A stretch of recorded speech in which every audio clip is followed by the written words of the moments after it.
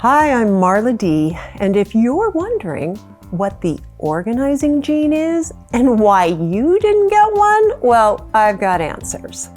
As a professional organizer for over 20 years and a long-term member of the National Association of Professional Organizers, I've done my research, crunched the data, and found out that only about 10%, 10% of my people are born with this innate ability to organize. I call this ability the organizing gene.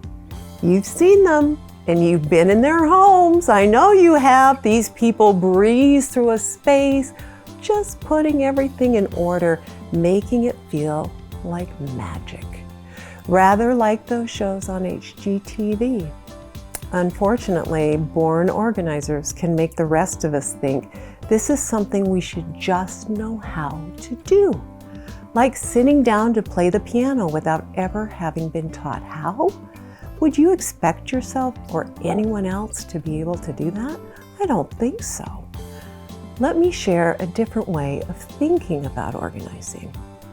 Organizing is not an inborn talent. Nope. Organizing is not a character trait that you either get or don't get. Rather, I want you to think of organizing as a skill. And it's a skill that you can learn. First, let me show you why attempts to get organized in the past may have failed you. Most organizing advice is just that, advice. And it's advice from people who have the organizing gene. They'll tell you tricks like how to fold socks or a shirt so they fit neatly in a drawer.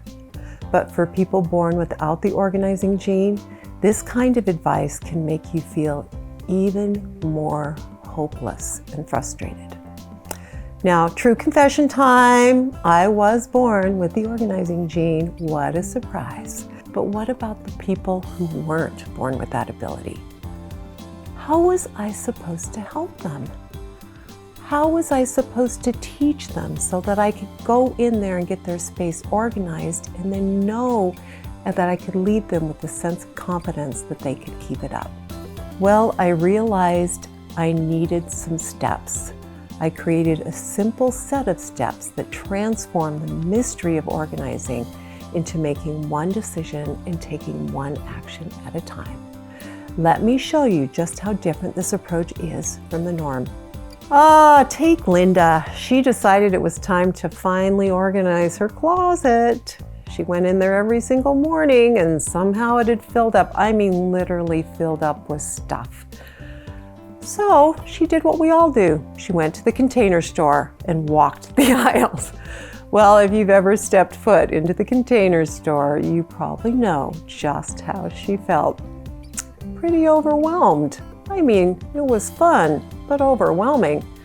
There were so many container options, so many colors, types, and sizes. My goodness, they even had 2 whole walls of hangers. How was she supposed to decide what to get? Well, as you may have guessed, she ended up walking out without buying a thing. Which is actually good, because what Linda didn't know was that selecting containers is the 6th step in the organizing process. That's right, step 6. Linda was drowning because she jumped into the deep end of the pool without the support of the first 5 steps, the shallow end. So what are those steps, and how can you transform your attempts to get organized into a peaceful, joyful success? I'll let you know in tomorrow's video, and I can't wait for you to see just how simple it can be.